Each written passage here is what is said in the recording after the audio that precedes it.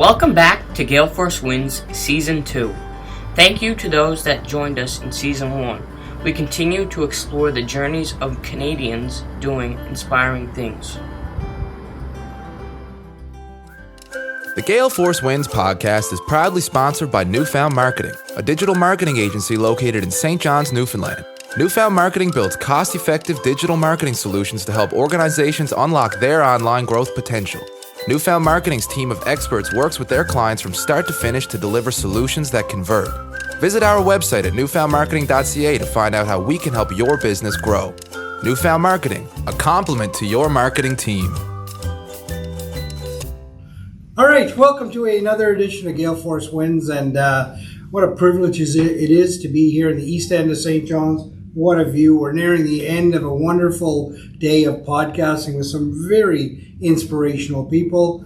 I'm Alan Dale, and with me as always, my good buddy right from this very part of the world, Jerry Carew. Jerry, how are you? Oh, I'm really enjoying this day. The view is incredible. We're going to probably get to see the U.S. ship leave while Donny's talking. But ultimately, what gets me going are the people. And Donny Love is someone that I've seen on his social media. He's doing a bunch of TV shows, Adventures Unknown, and I'm going to try not to geek out too much over the whole technical aspect of what you're doing. But, you know, he's got a video production company, so I'm interested in all that.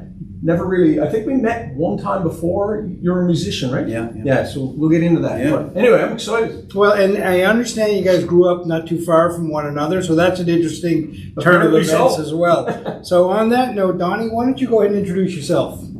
I'm Donny Love. I'm from St. John's, born and raised, and grew up in the city, grew up in the woods, My parents were, regular Newfoundlander. My dad was a businessman. My mom was a nurse, and, I was fortunate to be surrounded by love and happiness and really good people. So. Right.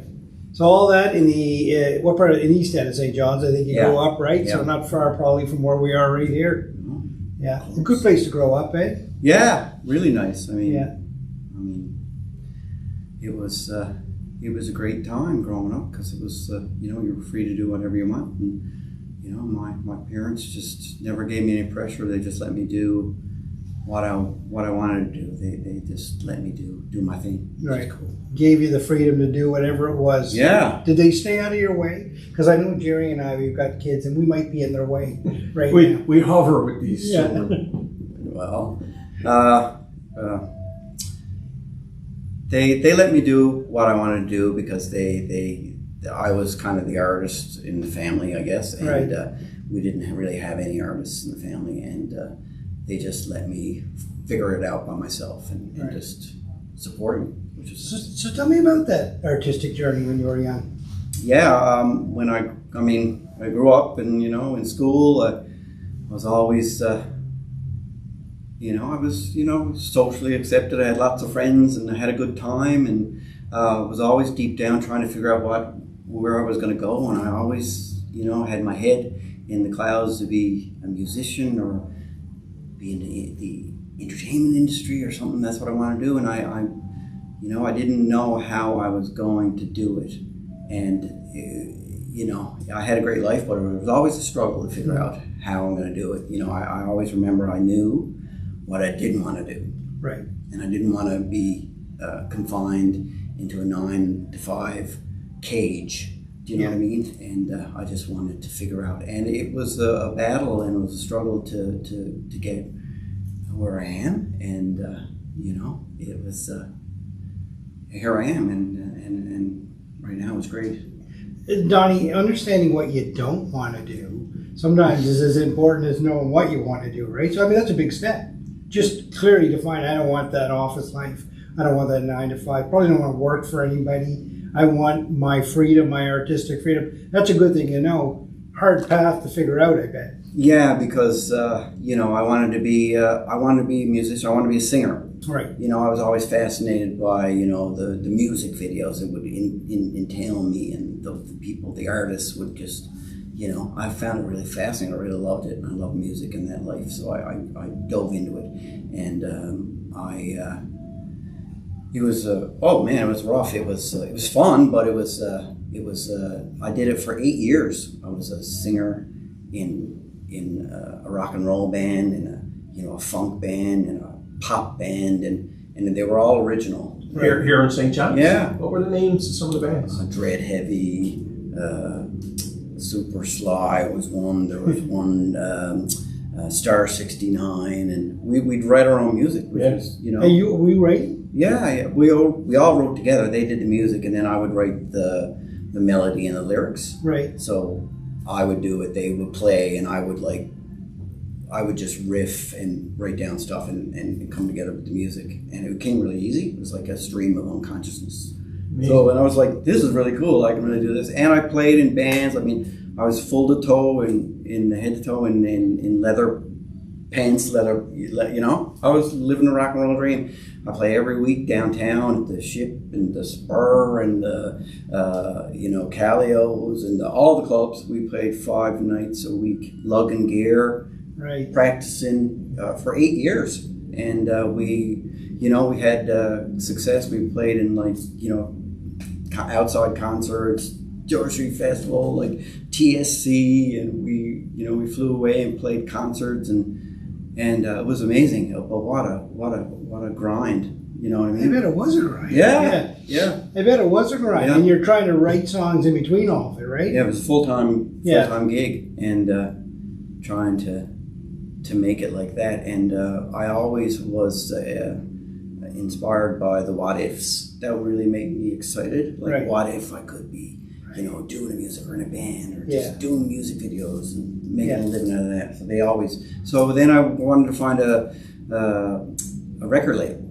So it was hard. I never had the drive that I have now, or the producer know-how. So I was always looking for that. So we tried, and at the one time, this A&R guy came down, and he heard about me, and he watched me, and he loved the energy, and I got signed to Attic Record. It was called. It's an A&R guy, and I got a music contract. I got signed, and I remember walking on the street, and I bursted into tears. I was like, because I finally made it. Yeah. And I just want family to be proud of me, and so I was like, I really made it, and we did an album, and it never went anywhere, and it went boom. Wow. Yeah. So there was the peaks and valleys started then, right? Really big highs, and then lows, and then you had to start over again. Right. So I did music, and then I left it, and I got into television. Before you leave that, before you get me into that part of the journey, man, there's so much to explore, and what you just told us.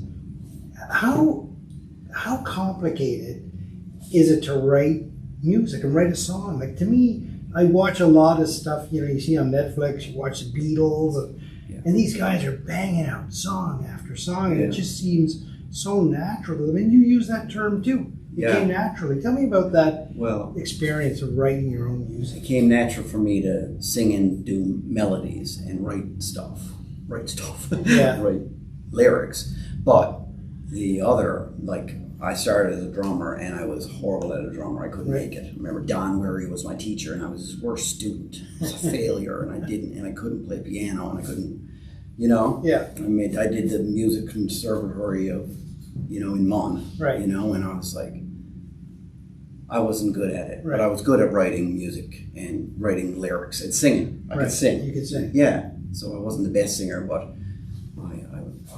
it really came natural to me. Yeah. Yeah, it was really cool. Who were the big influencers for you, musically?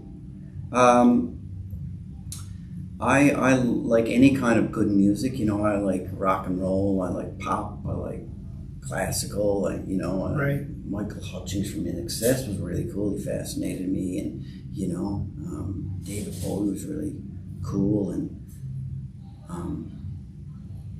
just anything that's good music. Right. Yeah. Well, those two that you just named, that level of talent doesn't come around often. Yeah, and my friends were always saying to me, he's like, you're always putting yourself you don't want to be this, you want to be top. Yeah. And you know what? drove me all my life was like the ignorance is bliss. Yeah. I get into something and I'd be like, you'd be into it, and it was like, I didn't know it was this hard. Right? So that all the projects I ever did, I would be getting into them. And I'm like, oh my goodness, what have I got? What have we got myself into, right? Yeah. So you make the transition from music and television. Tell me about that. Oh my God. So I left music, and I couldn't even listen to any music anymore because the dream was gone, and I couldn't make any money out of it. And I was doing some videos with my friends, and then I met this guy, Kent Brown, and he was going to the Banff Film Festival, and we got together and we made a pilot for a show.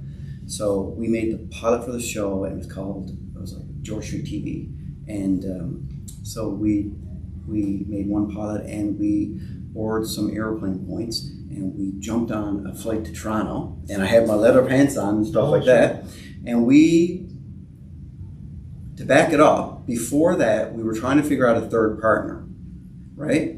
And this comes into all my successes and failures and sadness and like struggles.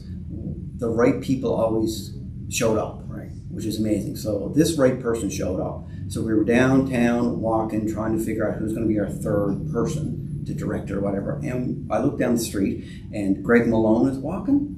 Legendary Greg Malone from Timecodes, you know. So he was walking up. There was a coffee company, and I was like, Kent, there's Greg Malone. And I was like, wow, that's the guy. So we were like, we can't talk to him, and we ran into the coffee company, kind of hiding. Did you have your camera? No, you were just out talking. Okay, we were just figuring out stuff. Yeah. So we ran into Coffee and Company, and we let him know, like, he's the guy. Yeah. He came in. He came in the Coffee and Company, and we were like, oh, Kent is there, he's there. And he got in line, and we got into line with him, and we couldn't talk to him, and we left, and we went up in the back and sat down. Okay. He came down, sat down right by us. No. So one time we ran away from him, another time he ran away from him. And he, in the corner, he sat right there. I was like, we gotta talk to him, you talk to him. So I said, hey, hi, we're doing this pilot for a TV show. Do you want to look at it? And we talked. He came up to look at it, and Kent lived on where Dolce Vita and up by the old museum, Nunnery Hill. Oh yeah. And he came up and he watched our pilot, and I was looking at him like this. I remember when I was looking at him like that, and he was like laughing and laughing. Anyways, he said, let's do it, and he came on, and he was our third thing, and we had him. So anyways.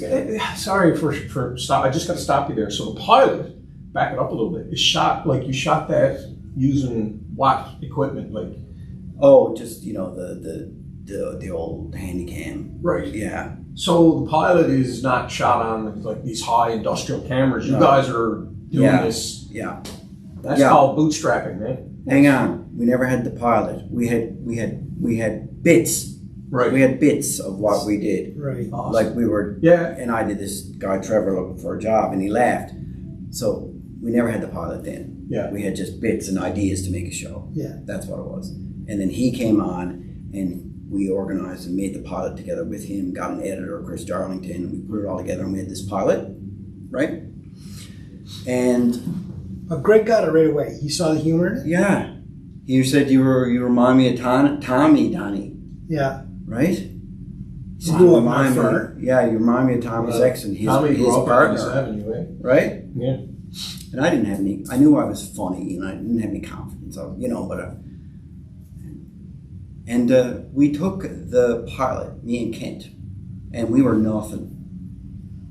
And we called CBC National. We called the Comedy Network. We called Global. We called CTV, CBC, all of them. And we got meetings with them, saying it's Greg Malone's new show. Right. Yeah. Right? Because that's it, right? Greg Malone's in this show, right? Because they wouldn't. So they took the meetings. So we went up there. We boarded airplane points. We went up there, and long story short, we slept on, you know, Kent's old girlfriend's couch, and we you know. And What a we great had story. all the meetings. Yeah. Yeah, so this long. And we had, oh man, you know, I showed up with leather pants and with the clipboard and on the big board table of all these executives, just like you guys, right? Just going. So we pitched it, we watched it, they never laughed. They never, you know, they didn't get it. Didn't. Some of them did, they wouldn't give us any time. They said no. Oh, you know, boys, you know. And they said no. Everyone said no. And we came home. You know, another.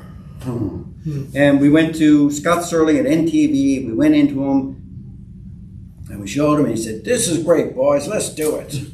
Just Scott Sterling gave us it, and we came home. We started George Street TV, and we did it for 9 years. Wow. And we did 72 episodes, full episodes, right? Wow. And I was mentored by Greg Malone. I was with him for 8 years. Right. You know, best friends, smart, everything he said. Yeah. You know, and I was in the editing suite with him, and he said, "You have a really good eye for editing." So that gave me my confidence. I was like, I always remember that. So people give you your confidence, and that was Dorsey TV, and you know, that was a huge project. When we did that, we did it for 9 years. Yeah, and that's a big chunk of your life, 9 years. Oh my God, yeah. And we did it. We did everything was like. It's sketch comedy, street comedy. It's a lot of work. We had to write it all. Sketches. We had 4 sketches in each show, like funny. You know, I had to write all that. So I learned how to do everything. You know, writing it with Greg. He wrote a lot of it, obviously, because you know, and edit, produce it. You know, lug the gear, put the gear, stage design it. You know, learn your lines, this, promote it, you know, all that. So let me ask you this in terms of the behind the scenes. Right now, your partner, Greg, so have you hired other people now to start shooting stuff, or you're doing it all? Yeah, Pat Dunn used to shoot for us. Oh, yeah. So we had a shooter. Yeah. So he used to shoot it all with us, yeah. Tell me, I mean, I've only seen the finished product of Greg Malone's work, which is incredible. Yeah. What was it like to create with him? It was thrilling. Right. You know, it was thrilling. He was like, yeah, he got into all his characters. He was in it with us. He showed up with all the characters, and you know, dressing up the nun, the Debbie, the executive, and you know, genius, amazing. What was it like for you trying to find this path and for him to have confidence in you and tell you that? Well, what did that feel like in the moment? It made me feel that, you know, I deep down in me, I always knew I had something, but I didn't know what it was, you know, but I knew. So it made me really confident that he saw our talent. Mm-hmm. And, and the 3 of us, we rocked her. Oh man, we like, that's another interview about all the George. Can you imagine doing, you know, doing all that? I can't. I remember it. I just want to back up a little bit. It's funny, I mentioned this in one of our earlier interviews today. So I saw Jeff Sterling on Sunday speaking to, what was then Cabot College, and he talked about confidence. And his point was, all we need in Newfoundland is confidence.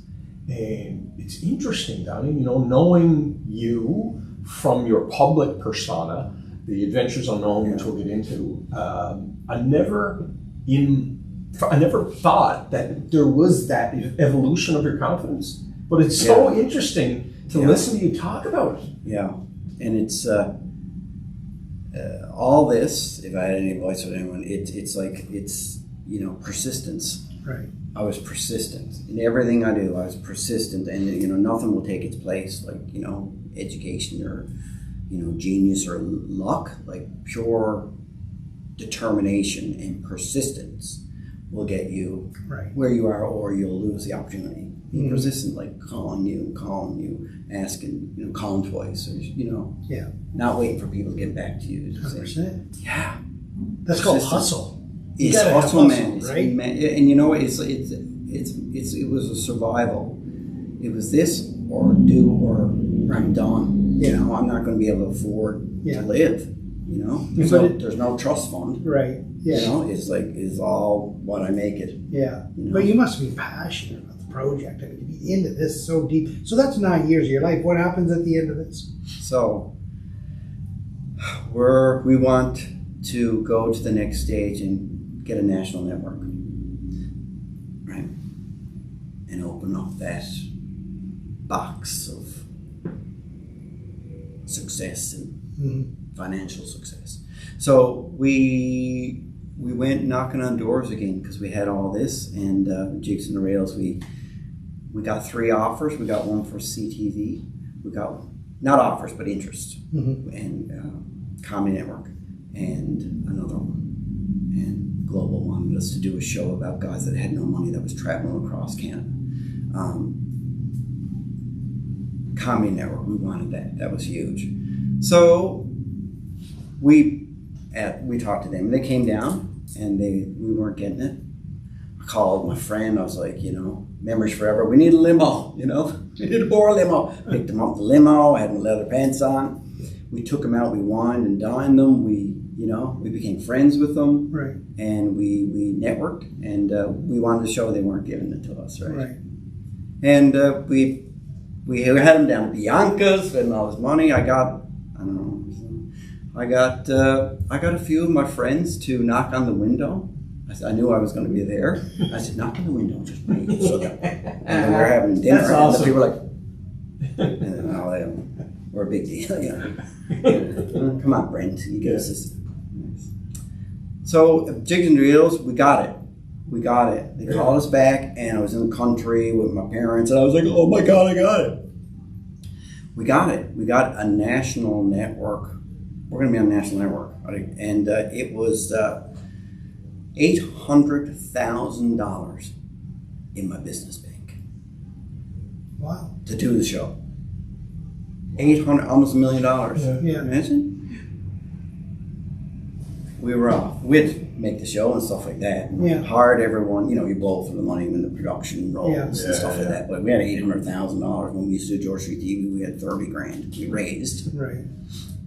So we had this. We went for a ride, and we did the whole series. It was great. We lived in Las Vegas. We did one. You know, we did, all these are huger stories that I could get into, and we had our premiere, and this season was over, and we got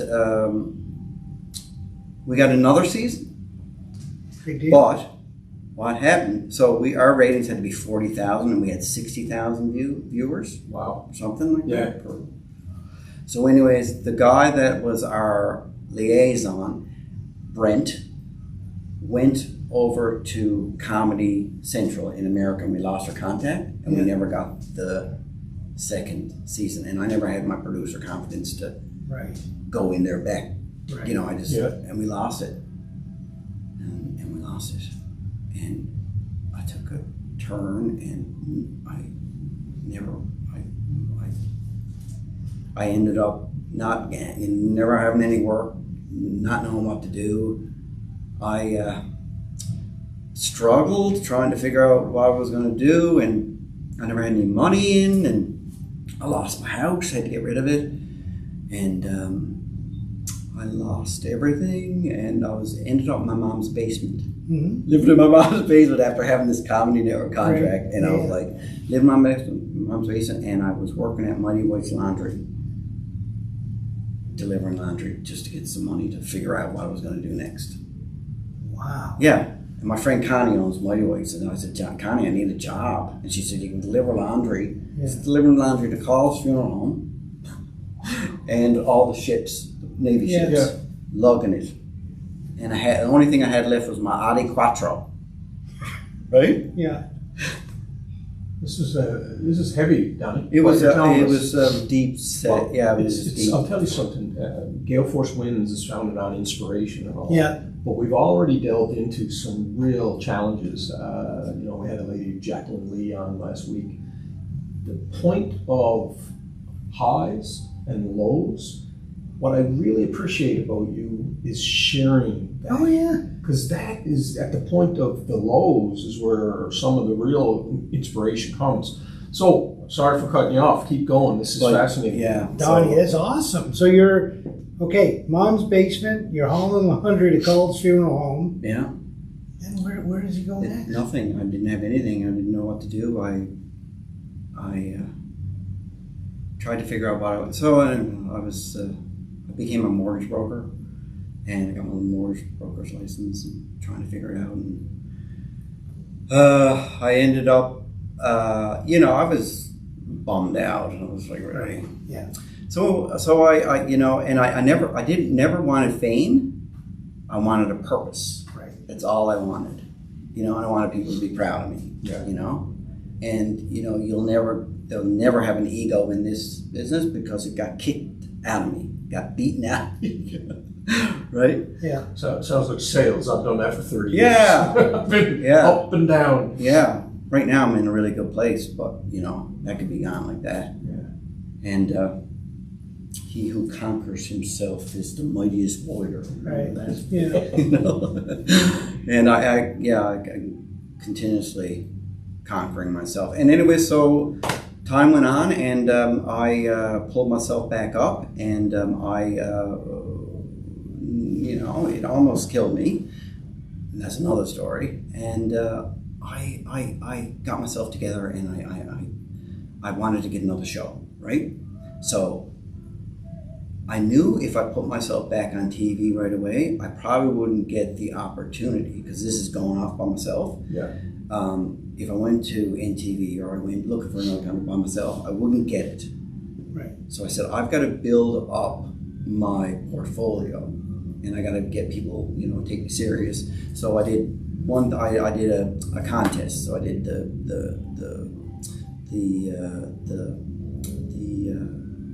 country music star, and I called up a couple of bars. They said no. I called up a bunch more, and the local public house, they said yes, we'll have it. So anyways, I got this thing, and I got 10 more bars across the island. I had this big, and I got a prize package, and I did this, and I just put together this thing, and we picked the winner. Mallory Johnson won it. Okay. Right? So after that, I did a television show, open house in L, about real estate agents. So that was really good, because I was going into it talking to the real estate agents, but I had a comedy background, so I wanted to show them that I was going to get up, have this next caliber, not comedy. I was going to do something really serious and interesting. So I did that, and then I did Entrepreneur and L about entrepreneurs, and then I got my credibility up, and then I got... Just to start for cutting off, those two shows, phenomenally well done.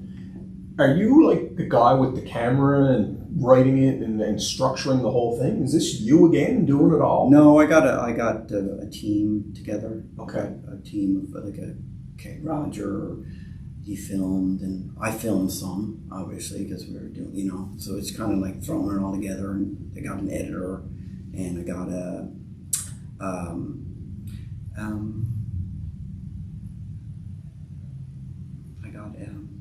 a team together, yeah. And I was stressed. I was still in my mom's basement.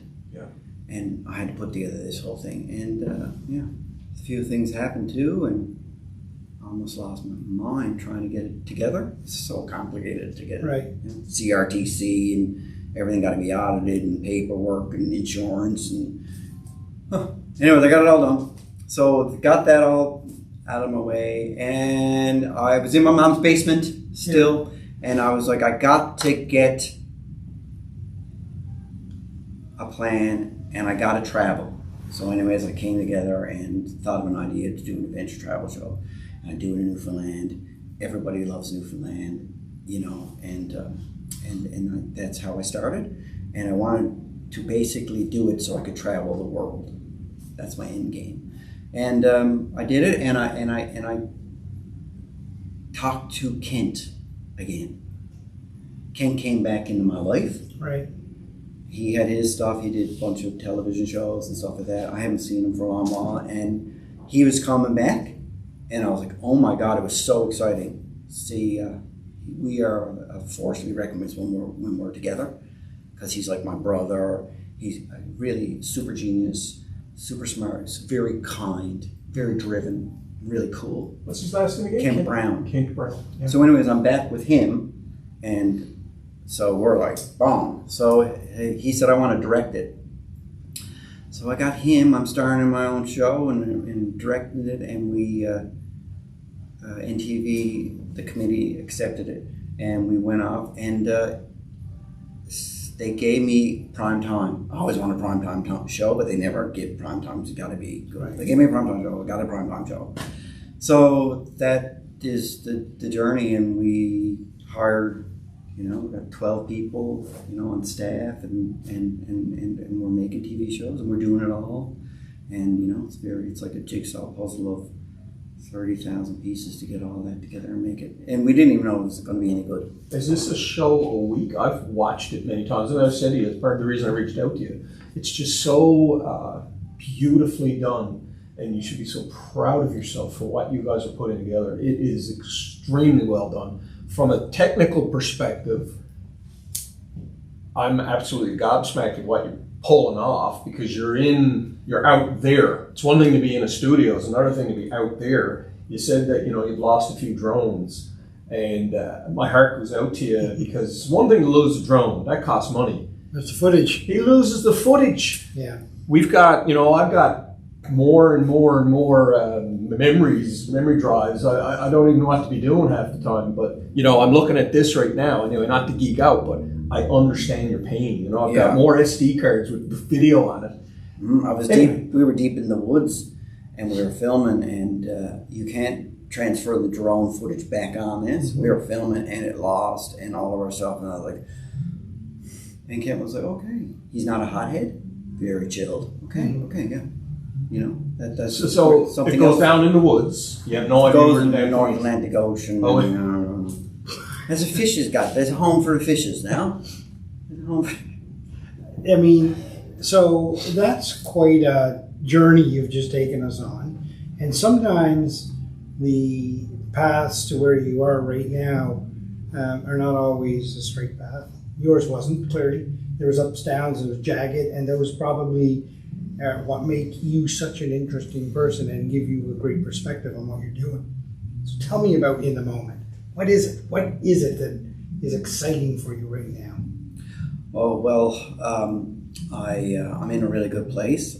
We've got 3 episodes, 3 seasons. We're on the 3rd season, and right now we're shooting 10 in Newfoundland, but a few outside Newfoundland. So we're going to be shooting. I'm going to Key West in a couple of days, and I'm going to be shooting Key West. I got to just book a ticket to Miami.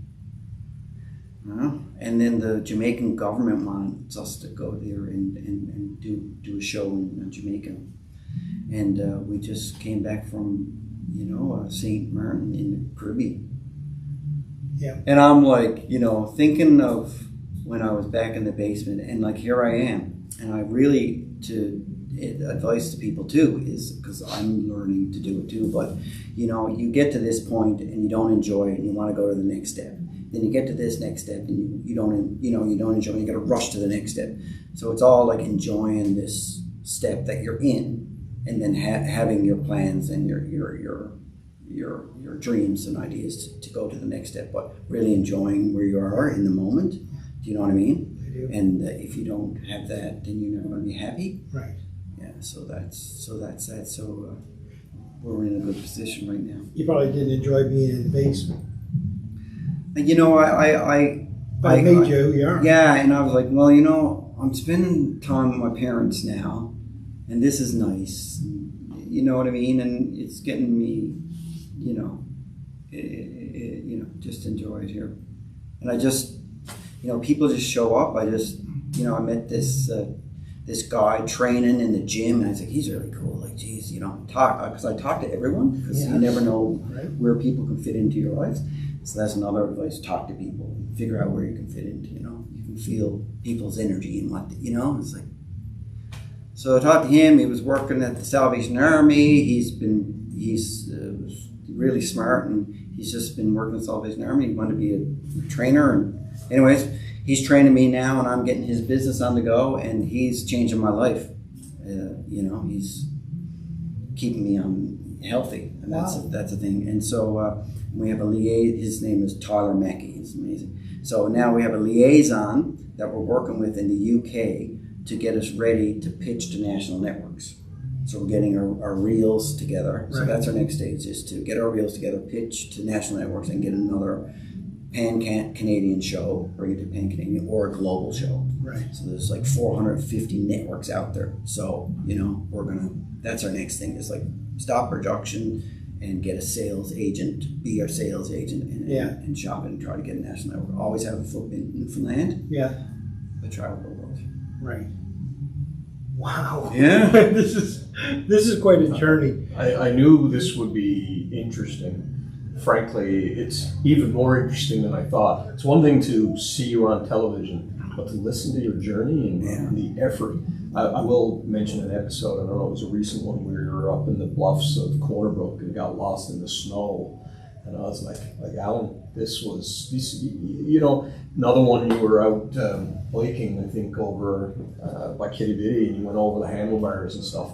One thing I find interesting about your show is that, the blemishes you put in there, you're not fabricating it. It's like he went flying over the handlebars, and I was like, oh shit, man, he's, injured. But anyway, it's very engaging. So it's like a regular guy doing dangerous stuff, or if I can do it, you can do it. Yeah. You know what I mean? There was a lady a guy who Facebooked me, and people connect to you and they love the show, and it's just so nice. But his name is Daryl Steele, and he said, my mom loved your show. She was 98, and she was known as Her Majesty of Tours, or of travel.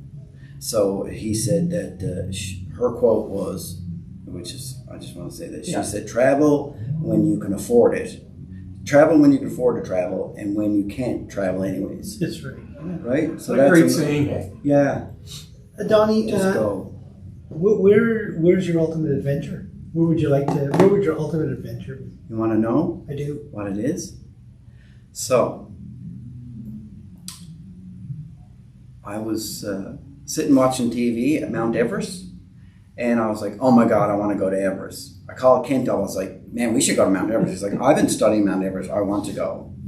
So, in 24 hours, I Googled, I found tour companies, 24 hours we were on the phone to a tour company of Everest, making plans to go to Everest. So,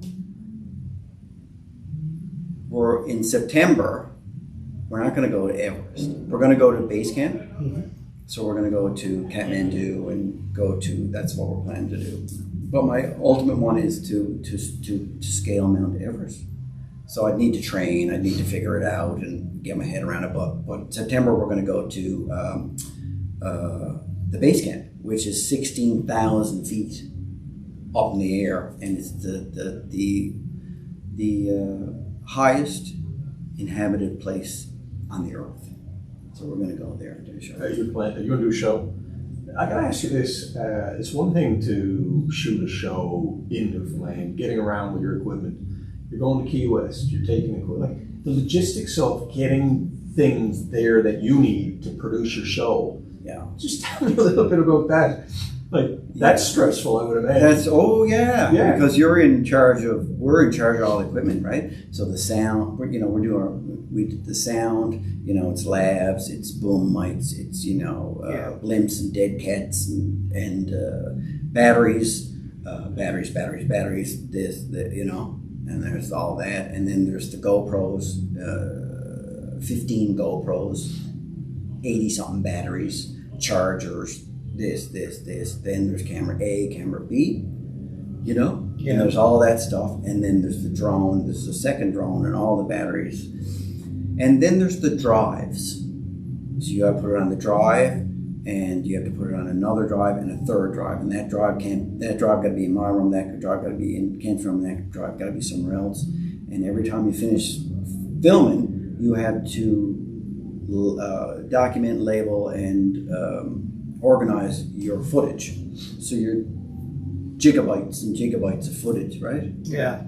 Yeah, you've heard me talk a little bit about that. No, I have, right? And this is good for people to understand, because everybody sees the finished product, right? Just like I saw Greg Malone's finished product, didn't understand the creative process. People now understand there's a lot more to this. But okay, so let's go back to Basecamp, because it's one thing if you need batteries in Key West, you can pick them up. You're at Basecamp, you're not getting batteries. You got to be well prepared for this. Yeah, we got yaks, we got generators on yak specs. Yeah. We got we got backup batteries, and we haven't figured out the logistics of it yet. Right. But when you start a production, you're starting with no money. Yeah. So you gotta raise hundreds and hundreds of thousands of bucks. Me on the phone. Yeah. Kent. No, Yeah. Have you watched 14 Peaks? Have you seen that? Yeah. Oh my God. Yeah. What Wow. did you think of that? His Blew journey. me away. Yeah, he was kind of on the same journey, man. He's like, wow. When I listen to your story, it resonates with what he went through. This passion to do these things, and people were blocking him along the way. There was money, there was this, that, but he kept going. Yeah. He just kept going. Yeah. And achieved it.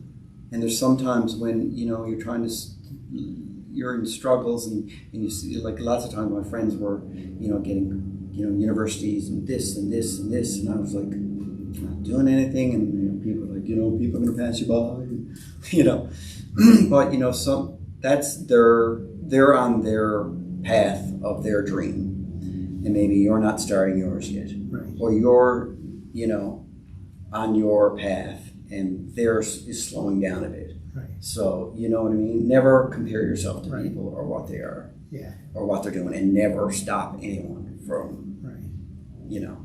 trying to get their dreams. So that's good advice.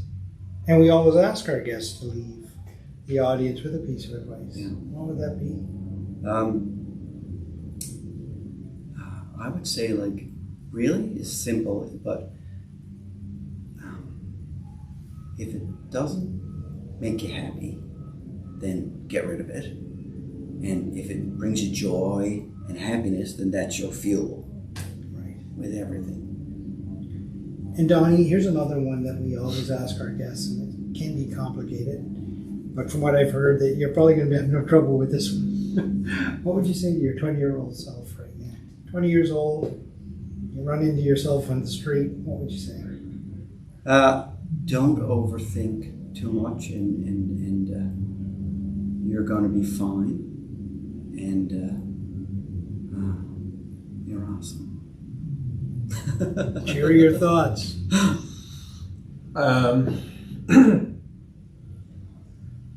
There's some of these things that have moved me.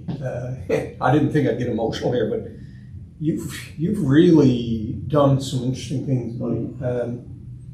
It's one thing, Alan, I'm pretty proud of what you and I are doing. Stick it up on YouTube, we get some following. To do what you've done and continue to do it, and I just think, ladies and gentlemen, when you're watching his show on TV, hopefully you've watched this podcast and you get a sense of the background of what it takes. The thought of shooting footage and having the drone go into the ocean, I can't even, and for Kent to be calm and cool about that, I've struggled with not having knee-jerk reactions to things in life, and you've done some pretty cool things, and you continue to do it, and I just really appreciate you sharing this with us today, because inspiration and confidence are the things that are going to drive the people that we deal with every day, because the people out there that need the inspiration are going to get it from you. So keep doing what you're doing. Thanks. Well, another wonderful episode of GaleForceWins, and that one was full of passion, grit, determination, hustle to see that dream. Not always evident at all times, but just keep pushing through till you get to where you want to go, and it's not over yet. Your journey is right in the middle of this thing, and it's very exciting. I have to tell you that I always like to leave the audience with my own piece of advice. And quite frankly, the world needs more Donny Love. Keep it up, mate. Thanks. Thank you for tuning in to GaleForceWins. That's GaleForceWins, WINS.com.